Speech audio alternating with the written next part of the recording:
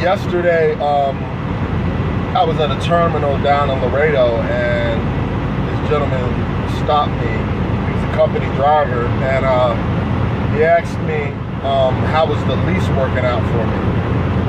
And so I spent a few minutes talking to him. And he wasn't the first person in this particular company to ask me about the lease. So I guess I'm just going to make a video just talking about leasing and what to expect. Now, some of the stuff that I'm going to be talking about now is also going to be covered in another video that I'm going to make after this one. So, but mostly I want to focus on leasing in this video. So what I don't really have a list, so I'm just I'm just going off what I know. The first thing I can tell you about leasing a truck is that you do make more money than a company driver. Of course, most people who are curious know that.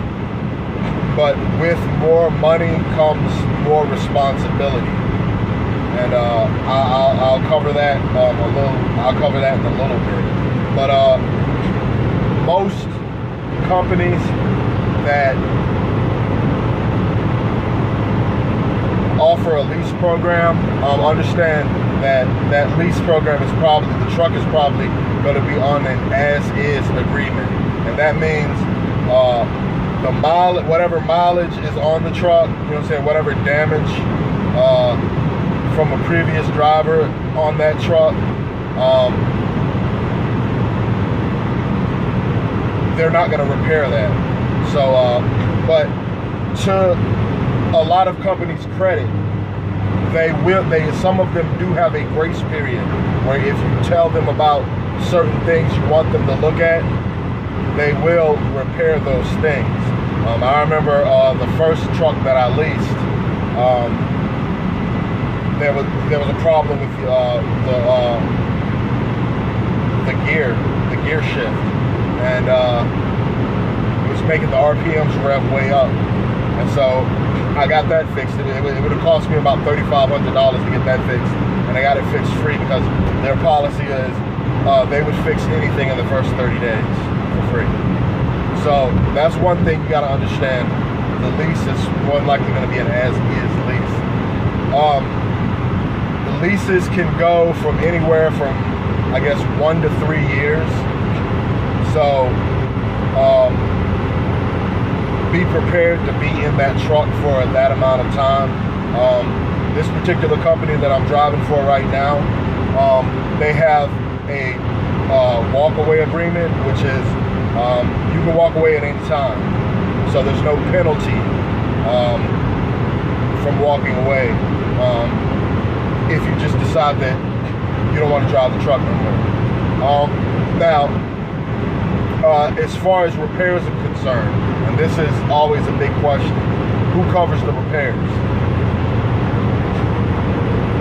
With every company that I've leased a truck with, they've had the same kind of setup, and what they have is they have an escrow account. So every week, a certain amount of money comes out of your check and goes to this escrow account, up to a certain amount.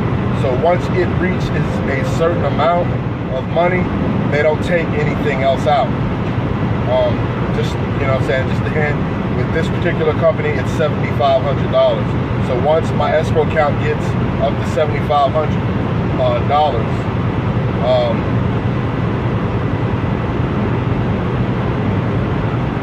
I don't. They'll stop deducting that. But whenever I have a repair, it'll deduct, and it'll keep deducting back until I get up to that $7,500 amount. Now, the only drawback to that is when I discuss the walkaway lease program or the walkaway lease agreement, that money in that escrow account, that's going to go to the repairs. So for the truck, so you know, they're going to try to put that truck back out on the market to get somebody else to lease it. So whatever damages or repairs that have occurred while you were leasing that truck, they're going to take that money that's in that escrow account and put it towards the repairs. So the money's for repairs, it's not really yours. They say that, you know, whatever's left over they'll give back to you. You know, I have yet to receive any money, but then again, you know, what else?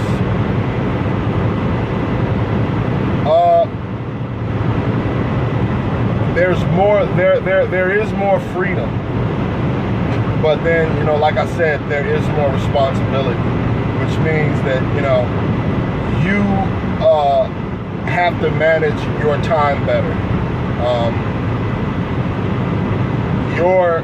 Most of the loads you're going to get are going to be based on your performance. So if you're a shitty driver, they're not going to be trying to give you good loads. Now, here's one of the kind of messed up things about it. You are not guaranteed to get the miles to cover your lease every week. Let me say that again. You are not guaranteed to get miles to cover your lease and your gas every week. So all of your expenses that and, you know, your deductions, you might not get the miles that you need to cover that for that week, and that's just, you know, that's the way it is.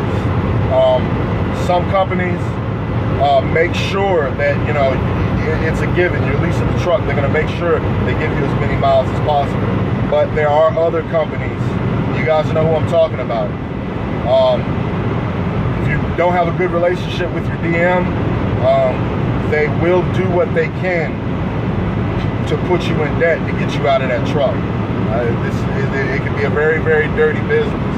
But, you know, on the flip side of that, the people who play dirty, the companies that play very dirty, those are the companies that, if you look online, that have lawsuits against them. So there's just that. If you are a lease driver, you're going to want to join the Owner-Operator Independent Driver Association. Just so if you have any complaints, you can take those complaints up with them instead of trying to handle them yourself. That organization is out of Missouri, so it's a good. They're quite knowledgeable on things that you should know. So I would recommend that you get a membership with them. The membership is only $45 a year. So, and plus, you know, there's a lot of other benefits that come with that membership. They have dental coverage. They have health insurance programs that you can sign up for. What else? They do have now, while the companies, while you are not guaranteed to get the miles to cover your expenses, your weekly expenses, as far as your truck lease, the gas and stuff, they do have other programs that a lot of companies will try to talk you into taking advantage of to help you cover those expenses. One of those programs is some of them have what are called dedicated routes, and a dedicated route is basically one route that you do like every week, and that's your route. That's what you're going to pick up. For example, my first truck trainer, he had a dedicated route with U.S. Express, and it was two that the company had set up. It was between U.S. Express and Nestle. So what we would do is he would pick up. He lived in Atlanta, so he would pick up at Nestle outside of Atlanta, and then he would go up to Burlington, Wisconsin, drop off at the Nestle plant in Burlington, Wisconsin. Then he would drive near Milwaukee, pick up a load from US Express warehouse there, drive down to I think it was called shit, I forget the name. Is it something Tunnel, Tennessee? And he would there was a US Express depot there. I think it's outside of Chattanooga. And he would drop off there. That was his route. And so, but the only setback with that is you only make a certain amount of money, and he knew that every week this is the amount of money. This was all he was going to make, but he was happy with that. So it was plenty of miles for him. And then on top of that, he trained. So truck train with him being and that's another program that they that they offer to help you cover your expenses. And always be wary of a company that tells you that you can get more miles. There are certain, I mean, if your DM is saying more miles, be very wary of that, because more miles doesn't necessarily mean more money. And if you're a lease driver, you have to be very careful with that. The more miles you put, understand that the more miles you put on your truck, the more wear and tear. The more frequently you're gonna have to stop to get repairs. What else?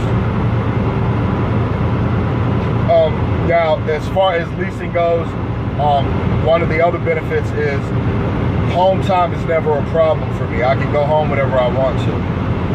As long as I tell them ahead of time, I need to get home by this date, they make sure I get home. Even with the company that I had worked for, that I had leased from before, they would try to keep you out past your home time date, but all you had to do was ask for their boss or chew them out, and they would do everything they could to get you home on time. So like I said, it's more freedom, but it's a lot more responsibility. Your destiny as a truck driver is really in your hands. It's really trial and error.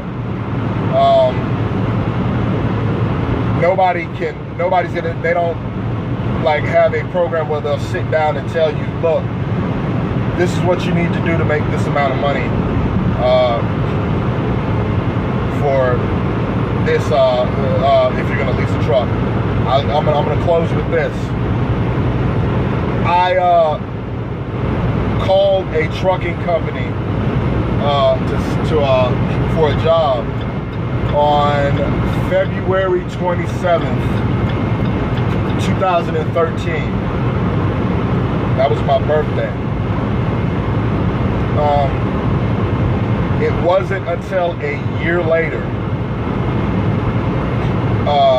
February 27th, 2014, that I saw my first check for over $1,000.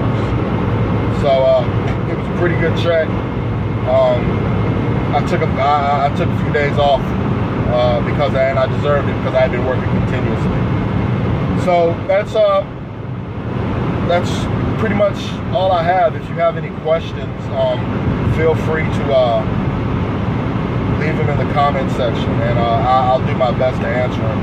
But thank you very much.